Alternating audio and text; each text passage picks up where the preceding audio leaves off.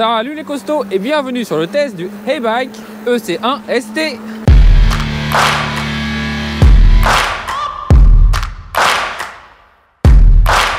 Aujourd'hui on est sur un vélo de ville, un city bike comme on dit.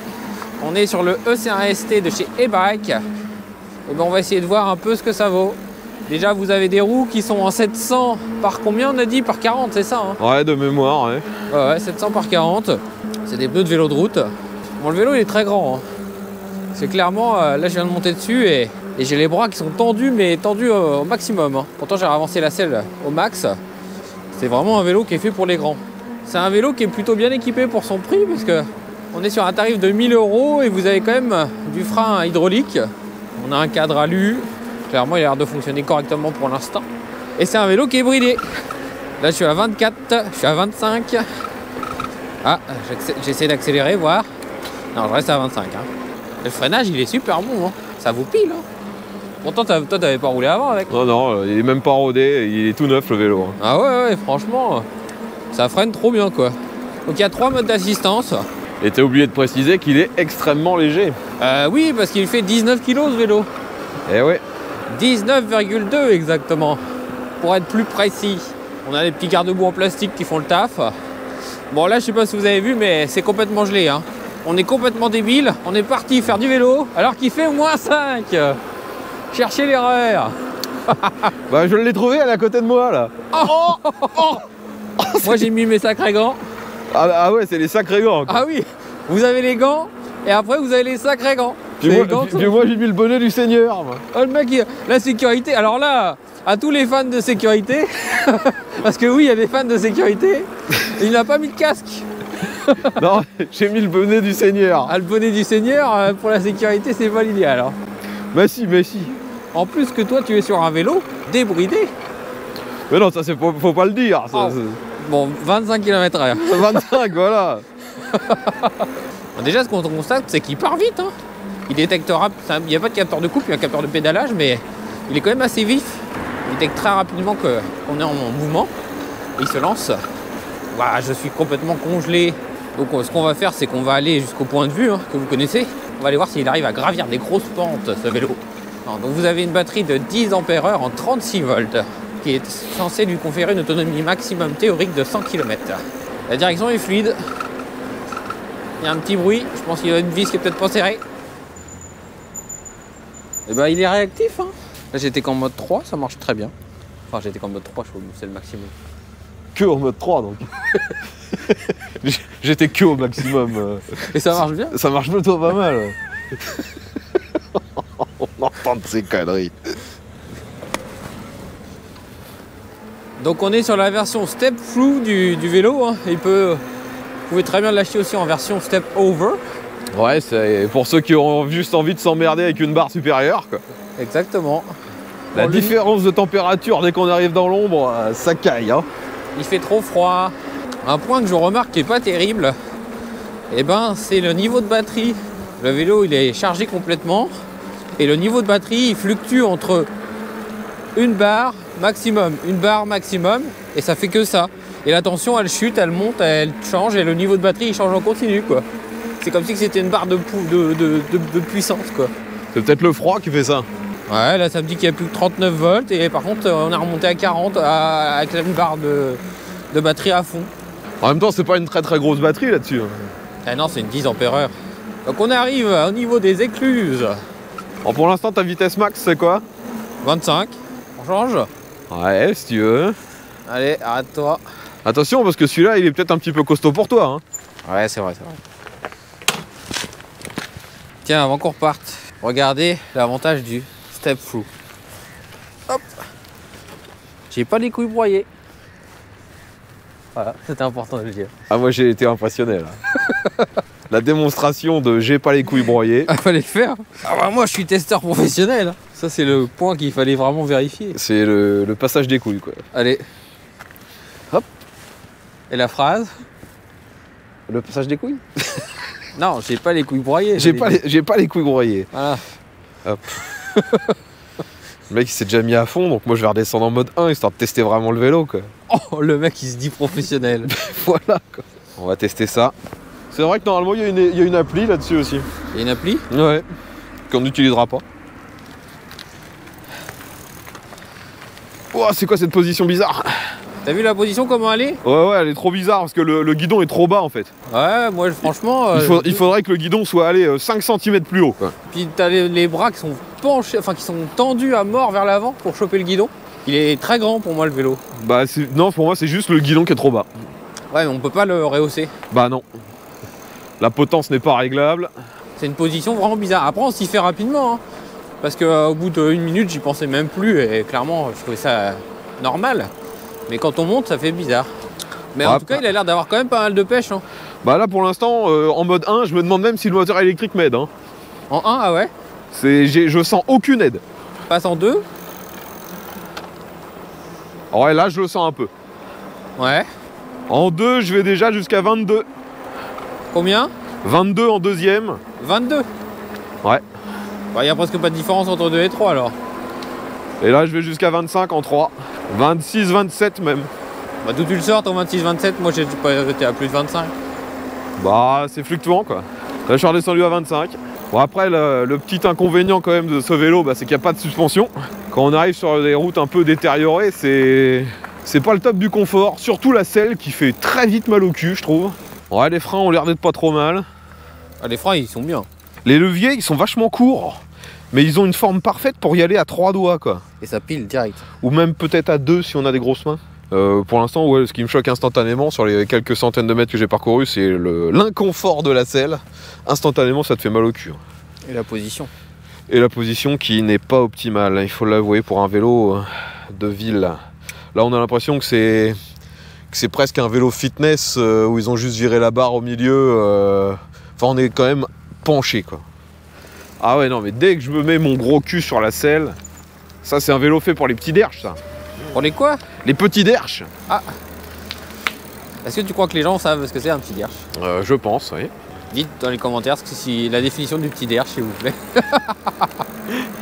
Et puis vous pouvez aussi mettre la définition du gros derche. Hein, ouais, et du milieu.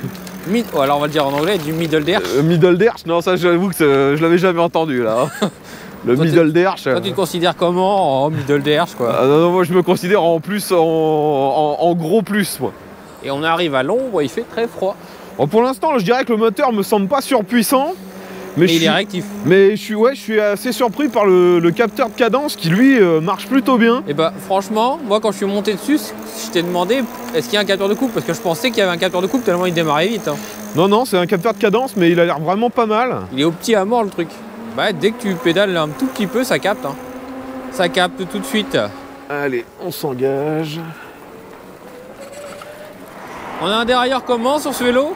Oh, j'avoue que je sais bien plus, je crois que c'est un tourné aussi. Hein. Ouais, un petit tourné. 7 rapports. Classique quoi.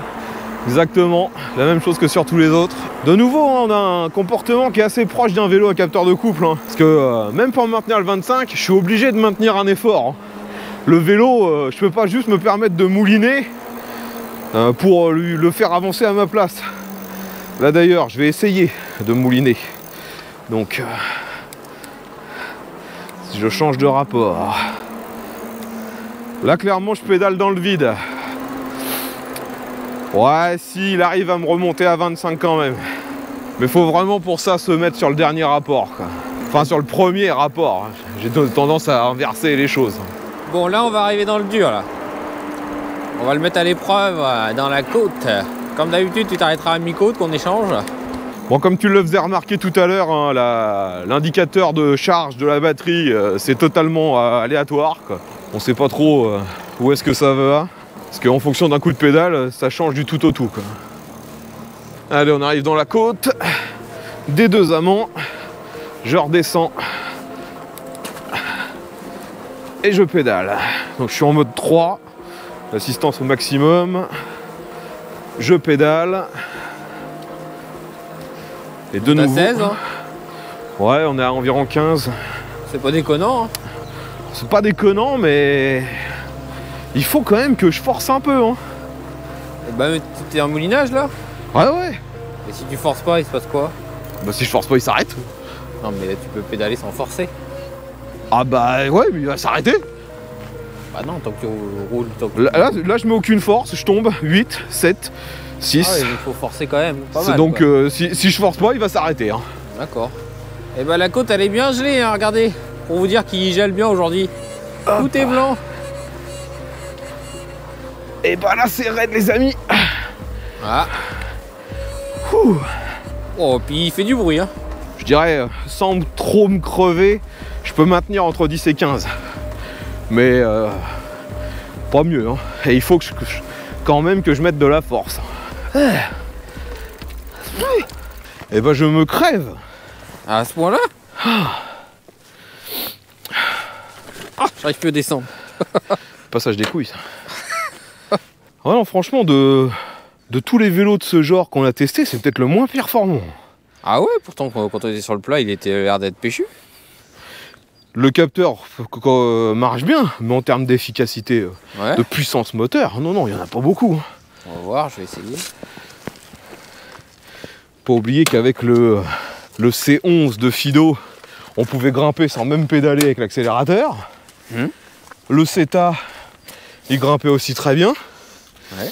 Même le Glide avec le moteur central, il fallait quand même forcer, mais j'ai l'impression que celui-là, il faut forcer plus. Encore plus. Ouais. Bon, vas-y, on va repartir.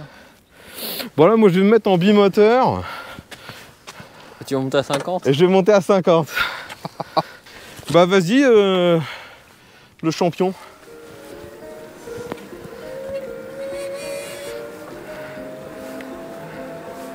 Ouais, je force infiniment moins sans celui-là. Hein. Moi, je force pas du tout, moi, là. Hein. Bah mais tu me suis pas. Bah, t'as 2000 watts, toi. Non, j'ai qu'un moteur, là, monsieur. Moi, je monte à 14, 13. Mais c'est vrai que, ouais, faut forcer un peu. Il faut quand même forcer, hein. Ouais. En fait, on peut pas ne pas forcer. Non, dès que t'arrêtes ton effort, c'est comme si qu'il y avait un capteur de couple, il s'arrête. T'es sûr qu'il y a pas un capteur de couple? Bah, la fiche technique, ils disent bien capteur de pédalage, hein. Parce que là, j'ai essayé d'accélérer. Non, il n'y a pas de capteur de couple. Parce que là, c'est juste mes jambes qui donnent la puissance, en fait. Putain, mais vous avez vu le devant et tout, là? Tout est gelé. Tu sais comment elle est gelée, la côte, toi? On se gèle. Elle est gelée, ta côte, là. On se gèle à mort. Ouah, comment je suis obligé de forcer comme un mort. Bah t'as vu. Il a pas beaucoup de puissance, hein. Ah non. Putain, mais ouais. Donc tu es obligé de forcer en permanence. Tu peux pas relâcher ton effort. Ah ouais. De tous ceux qu'on a testés, pour moi, c'est le moins performant. Ah ouais. Il est plus léger, mais finalement, le moteur est... Ils ont dû vraiment mettre un truc le plus petit possible pour gagner en poids. Mais bah, on voit bien la différence. Hein. Ah bah salut hein. Ah, il s'enfuit. Ah, je suis obligé de forcer comme un mort. Là, je suis à 20. J'ai les cuisses en feu. Et le cul? Non. Ah, le cul, ça va alors. Ah non, le e-bike, pour moi, c'est vraiment pour ceux qui ont envie de forcer. Hein. Bah, en ville, non? Tiens, bah, sur la dernière partie, coupe carrément l'électricité. Vois la différence. Vas-y. Ah si, il y a une différence énorme. Ah bah alors moi j'ai essayé de couper sur le mien là, c'est bon, j'avance plus moi. Regarde. Moi je suis collé au sol. Regarde. Là j'ai coupé là. Ah là t'avances plus là. Bah j'avance comme sur un vélo. Enfin même pas parce qu'il est plus lourd. Comme sur un vélo classique, mais je suis à 7 km/h 6. Mais je monte. Non, il aide quand même. Allez, aujourd'hui on s'arrête pas au point de vue. Oh putain. Qu'est-ce qu'il y a? Je viens de me mettre en dual. Salut. Ah, le tricheur. Oh, en bimoteur ça devient une dinguerie quoi. Là, à droite. Là sur le plat il se comporte bien. On va s'arrêter là à droite. Hop. Hop là. Et nous voilà en haut de la côte. Donc voilà, on est arrivé au sommet. On s'est pas arrêté au point de vue parce qu'il y avait des gens. On voulait pas embêter les gens. Qu'est-ce qu'on peut dire en verdict sur le e-bike? Je pense qu'on a déjà tout dit. Bah moi là où je suis entre guillemets déçu, c'est que je m'attendais à ce qu'il soit plus facile parce que c'est clairement le plus léger qu'on ait testé dans cette catégorie. Tous les autres faisaient dans les 25 kg. Là il en fait que 19. Et finalement, bah non, il n'est pas vraiment plus facile vu que le moteur, il a très peu de patates. Hein. Ouais. Je connais pas sa puissance en crête. C'est pas fou quoi. C'est indiqué pour 250 watts de toute façon. Hein. Ouais, maintenant de toute façon la plupart des marques ne communiquent plus sur la puissance en crête. Mais donc il est homologué, il n'y a pas d'accélérateur, il va jusqu'à 25. Le moteur donc est limité à 250 watts. Sur le plat, 25, ça le fait, mais déjà il faut quand même mettre un effort pour maintenir le 25. On ne peut pas totalement mouliner. Et en côte, bah là ouais, faut forcer quoi. Faut quand même forcer quoi. Ce qui nous permet de tenir sans une grosse force entre 10 et 15 quoi. Non, 15 c'est quand tu forces. 15 c'est quand tu commences à forcer quoi. Je dirais ouais, entre 10 et 15 en fonction des personnes quoi. Mais ouais, c'est quand on force pas, on a l'impression qu'il va carrément se stopper. Mais quoi. Si on met vraiment plus aucune force, comme sur certains où on est juste entre guillemets à essayer de faire croire au capteur qu'on est présent, bah non, ça fonctionne presque plus. C'est vrai que c'est surprenant comme comportement. On a vraiment l'impression que c'est un capteur de couple. Ouais, c'est bizarre. Mais non, la fiche technique indique bien que c'est un capteur de pédalage. Est-ce qu'eux auraient fait une erreur sur la fiche technique? C'est pas impossible non plus. Enfin là, le truc qui est certain, c'est que en termes de facilité en côte, bah c'est le plus dur. Ouais, pour l'instant, c'est celui où il a fallu mettre le plus de force pour réussir à gravir la côte des Deux Amants. Et je le redis, pour moi, l'autre entre guillemets défaut, c'est le confort. La selle n'est pas confortable, les poignées, je les trouve pas confortables. La seule chose que j'aime bien, c'est les deux leviers de frein. Ils ont vraiment une bonne forme et la prise en main est bonne. Le guidon est trop bas. On n'a pas de réglage sur la potence. Non, en termes d'ergonomie, je suis pas fan. Moi non plus. De toute façon, dès que je suis monté dessus, à la première seconde, je me suis dit, mais c'est quoi ça? Ouais, C'était comme ça avec les bras tendus. Oh, il y a un problème. C'est un peu surprenant. Non, l'autre point qui reste à améliorer, on a un éclairage à l'avant qui a l'air pas trop mal, et je crois qu'il est même homologué. À l'arrière, on a un feu, mais il fait pas feu stop. Ça indique pas quand on freine. Ouais. Ça aussi, c'est dommage. Et puis voilà quoi. Sinon, le vélo en lui-même, il n'y a pas d'énormes défauts, mais finalement, il ne se distingue pas assez de la concurrence pour justifier son prix.